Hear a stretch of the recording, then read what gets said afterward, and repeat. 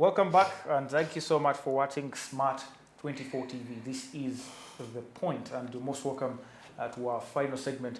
We are talking, of course, the Sustainable Development Goals and the Ugandan perspective, how we are faring. We are halfway through the journey, and these are goals that were set by the United Nations back in 2015. Today, discussing with me is none other than Dr. Owomugasho, who was part and parcel of the team that represented Sub-Saharan Africa in this particular summit that saw the birth of the Sustainable Development Goals. Dr. Owomugasho, SDG number 4 on quality education. Ensure inclusive and equitable quality education and promote lifelong learning opportunities for all. Our education sector seems to be changing, yes? For example, government has introduced a new curriculum that is in the O-level section, focusing now on the learner's abilities rather than how the teacher can actually pass on information to the learners. What can the learners actually contribute? Which is a very good thing. But still, we have quite a number of people who have gone through all that and still come out unemployed. But on top of that, very few people make it even there. Are we doing good in this, in terms of SDG 4? Actually, there's more to do. Of course, as the government always says, they've done a lot in terms of increasing enrollment.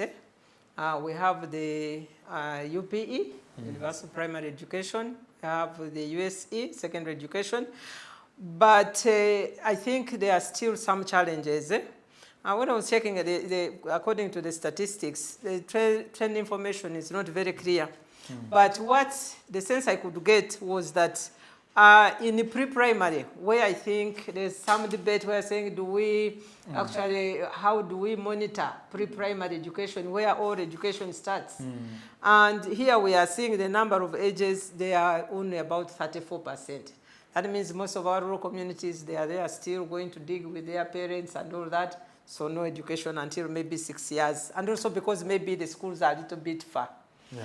So now with the primary enrollment, this is where government has done a lot.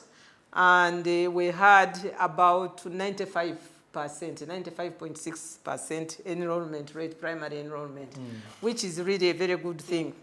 But now comes the challenge. The completion rate for lower primary is 26.4%. So you have people, children enrolled for primary, but by secondary, you are getting about only 26 or 26% coming out or completing lower secondary school. And of course, the number, I think, keeps on getting smaller. Although the literacy rate is very high, about 89%, but when we get these people up to tertiary and beyond, then the completion rate also becomes, the ones who started with primary, you are getting a lower rate actually completing. Those who complete, the employment now becomes again another challenge. Yeah. So we have a lot of educated people or youth or children coming out of universities, coming out of tertiary institutions, and they cannot find the right decent employment. So, that's why I think people have welcomed this new curriculum, which is supposed to give the students, the children, sort of some hands of experience, something which they can do for themselves after school. So it is a welcome venture so that people, if somebody learns maybe soap making or agriculture or something, they can be able to do something after school. So it is a welcome, I think, policy move. But we also have to make sure, government has to make sure that the policy or the system is actually not abused, because this is sort of a continuous assessment. I've had talked to parents who are saying, what does this score mean? What does this mean? You are working in the groups. One group member is not working. Each get a score. Some people understand they are not giving. Actually, some students have accused teachers of not giving them the marks because they start right from below. So how are those going to be maintained? Michael. Wow.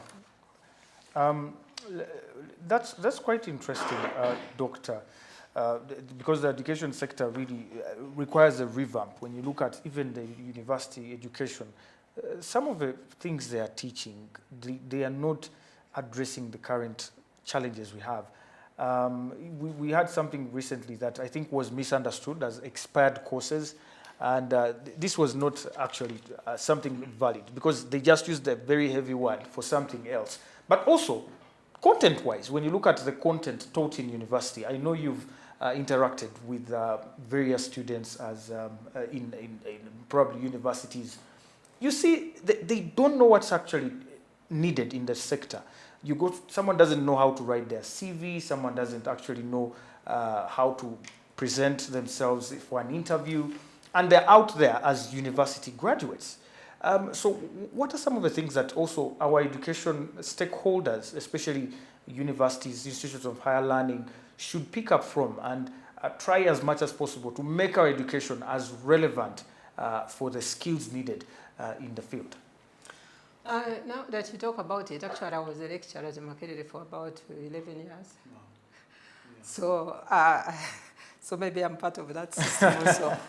But what I could say is that we've been having a challenge of maybe the training. Somebody finishes undergraduate and does very well and continues straight to the master's program and maybe straight because also maybe there are no jobs. The employment is scarce, so continues, and eventually comes and is talking about policies, talking about more of a theory or something like that. So there is need to continuously, I think, evaluate. This is what maybe the expired thing meant. Have you re-evaluated this course to make sure that it is actually still relevant? Are you checking on the notes or what is being given to the students? Are you checking on the curriculum? Has it been revised? What policies is it talking about? If you're in Uganda, you're talking about the policy framework. Which policies? Are they still talking about I don't know which policies? Or the students now are looking at the National Development Plan for this? For this, yeah. Or they are talking about the plan for the first plan, or I don't know. So there is that continuous revision to make sure that what is being talked is actually relevant at that particular time. Wow.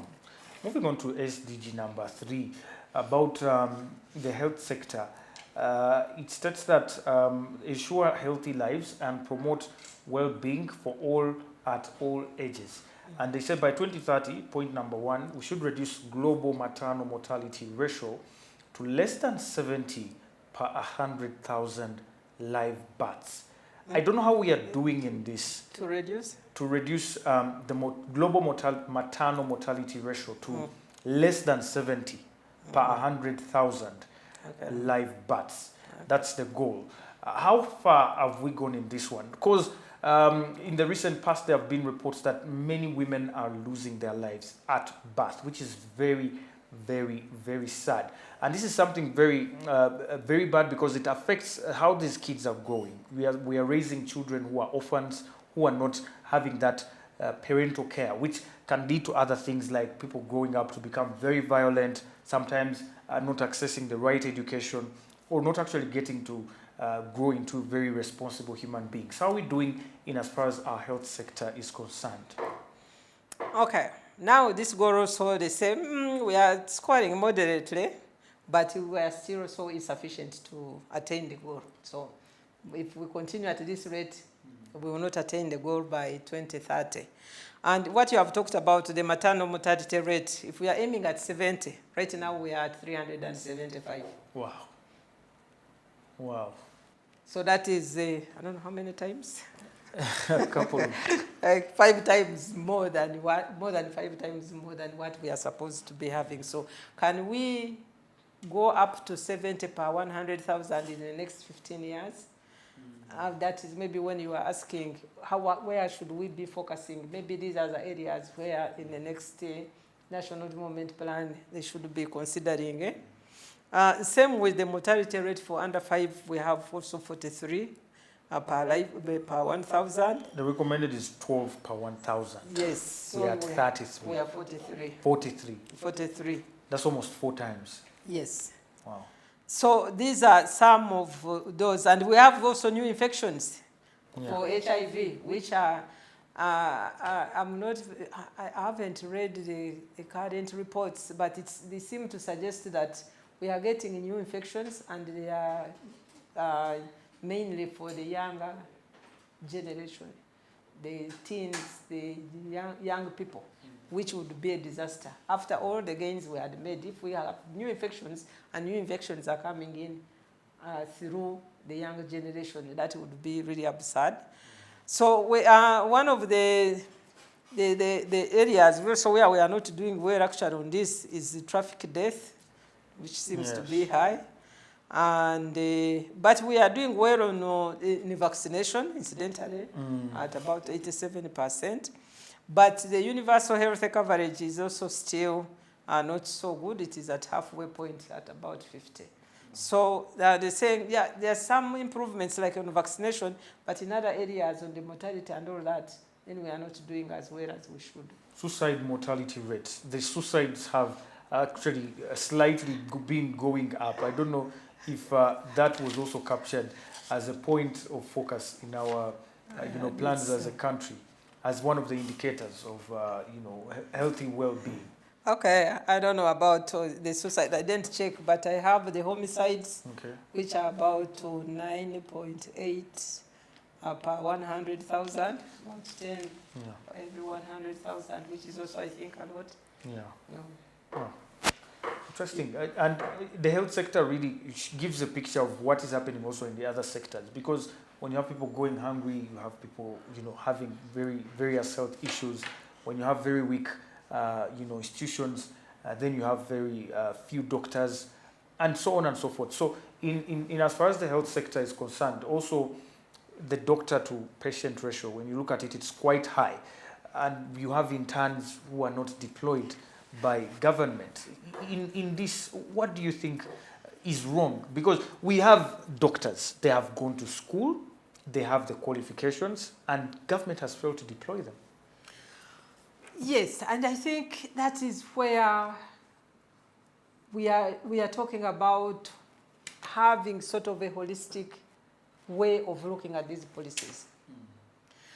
I said it at the beginning, when if you may have food, but if you don't have water to cook with, or clean water, then you may have food just there in the compound. You are sick, you can't go to a clinic. So they are sort of interrelated. So by government fixing one thing, and maybe the other one is not fixed, then we also have, it's like usually say it's a three-legged tool or four-legged, and one leg is missing or two, you can't have a balance, or sometimes actually it all collapses. So we need most of these policies also being worked on hand in hand. If you are looking at the at the health care system, you can't just say, now we'll provide hospitals, or we'll provide beds only. The beds, the medicines, they have to have stuff with it. So I think that holistic way of looking at the health care system, you look at how the health care system also interacts with the water, the land, the whatever. So that is why this SDG framework was looking at sort of totality, life on the planet. Not just one part and then the other part is left behind. So we are looking at it in totality. So you'd rather score 50% in every area than have 100% in some area and 0% in an area where you really need to have an achievement. Is that what you're saying? I don't know whether I can say that. I don't know what would also be. I would rather have the 100 and again another 50. Okay, yes. But yeah, some for example, the hunger or something like that, you would say, okay, now if people have enough food to eat, maybe then we can see the next day on how to plan something else, whether people can go to school and all that. But we can't totally focus on one thing without also looking at ways in which we can improve other areas. How about water and sanitation?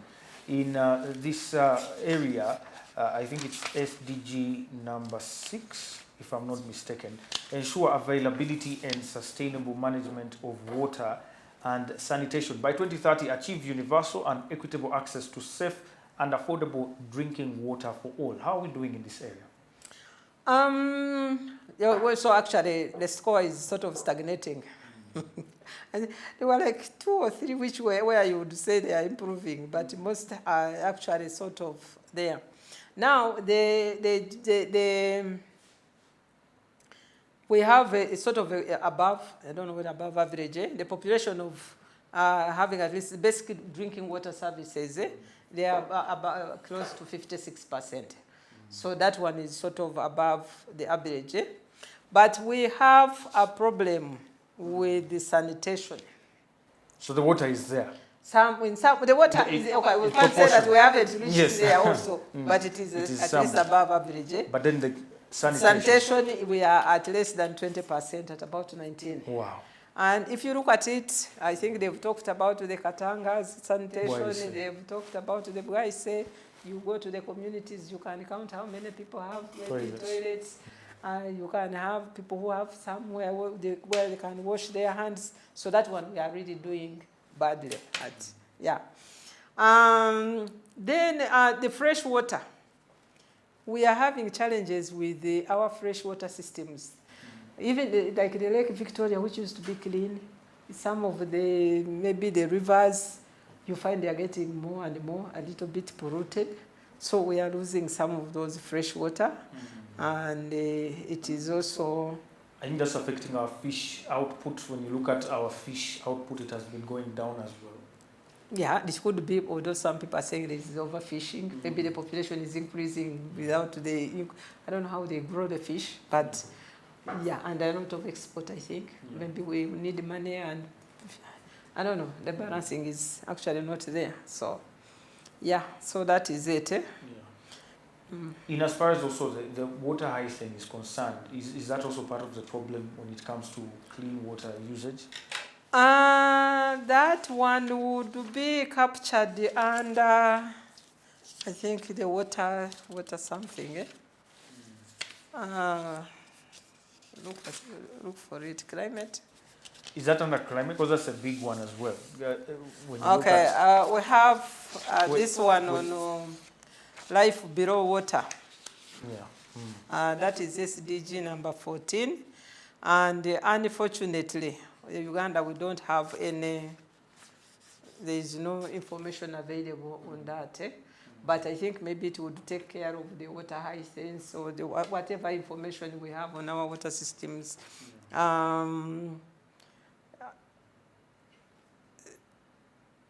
They also talked about just the marine biodiversity, which was like 0.0. I'm not sure what it means, but most of this information is not available.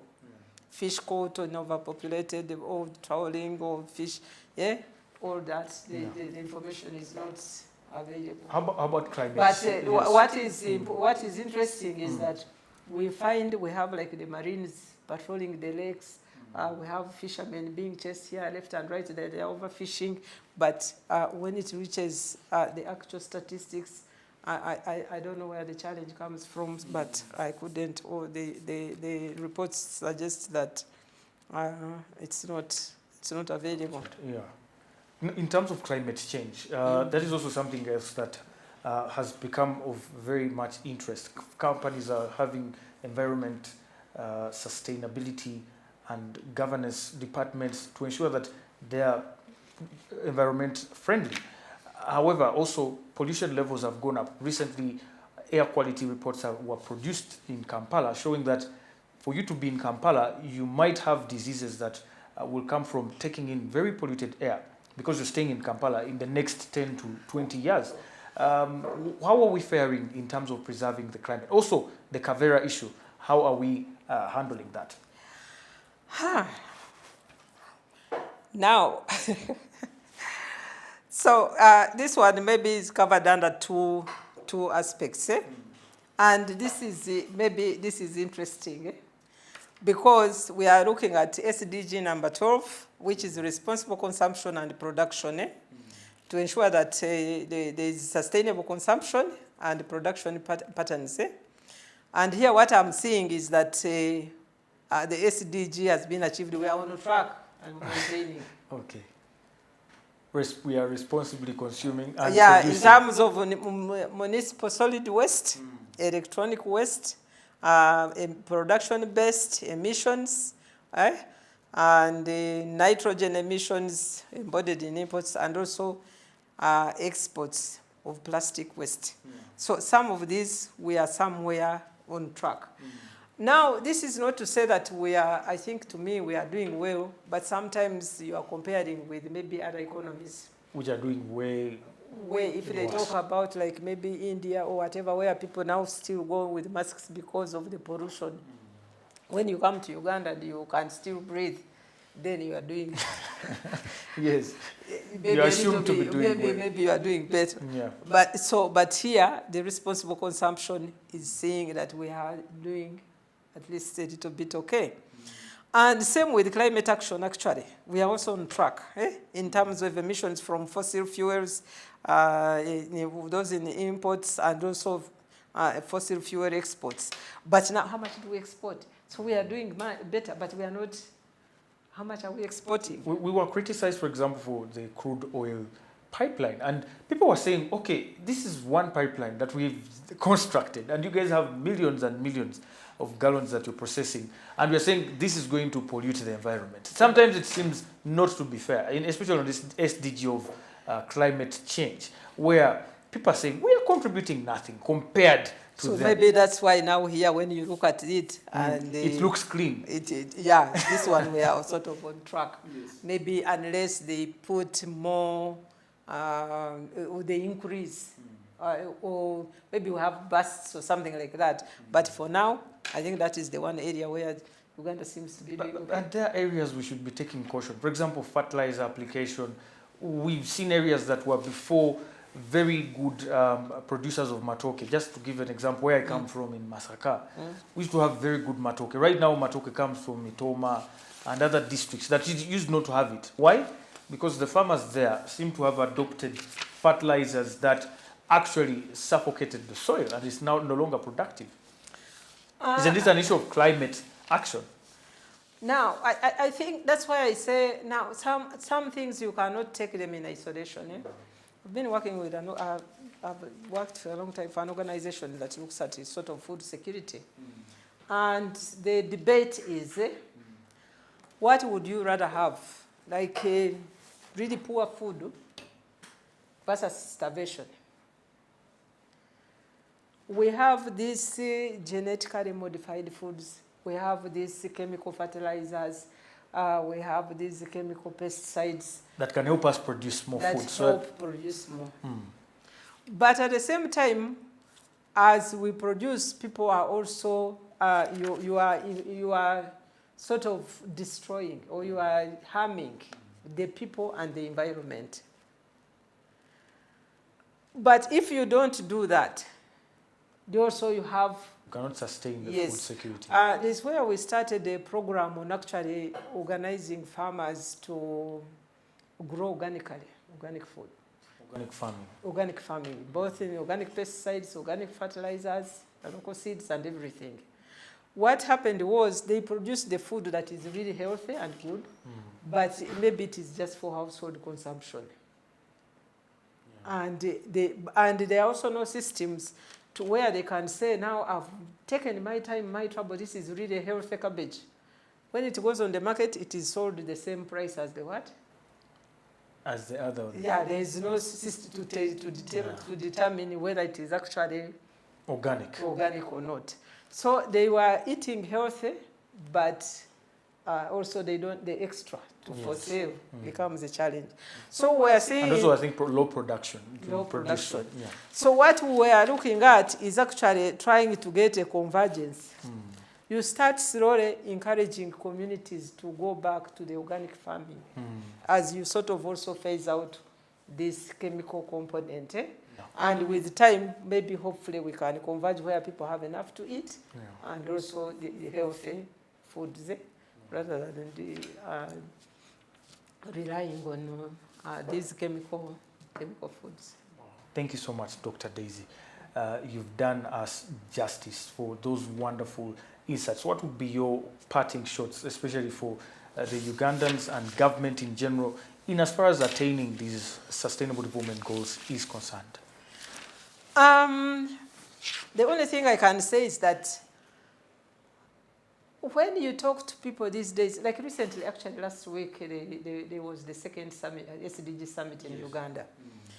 You have people, they're excited, but when you talk to a large number of people, they don't know the SDGs. I think it came bomb and they thought it was finished, or they are over. But this is a system, the goals which we are still aspiring, and we need to get everybody on board. We need to get people engaged. We need to get people to participate. We need to get people's voices to be able to say, okay, this is what can be done. This is what can work for us. And this is how we can make sure that everybody is on board. So we are, the government is doing their best. They have a system in place. They have a secretariat in place. But there is need for more involvement. I was talking to some, again, people at the local government levels, and someone was like, I think you need to maybe like sit and train like all councillors. How many councillors know about the SDGs within the local governments? How many LC5s?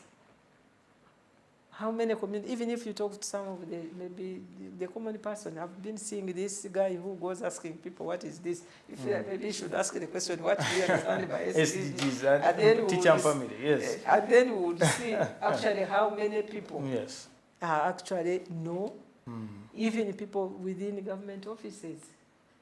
Yeah. So we need to understand, we need to own, and we need to see how we can have everybody on board. Wow, thank you so much, Dr. Daisy, for sharing with us those wonderful insights. There you have it, ladies and gentlemen. I've been talking to Dr. Owomgasho Daisy, who is the Chief Technical Director at the African Parliamentarian Network on Sustainable Development Goals. We've talked a number of issues concerning, of course, why we should be interested. And of course, we are running out of time. 2030 is just 6 or 7 years away from now. So what are you doing to contribute to this particular cause, the attainment of a sustainable economy, sustainable environment for you and your children? My name is Anthony Sebale. This is The Point. And of course, we shall catch up next week, same time, same place. Bye for now.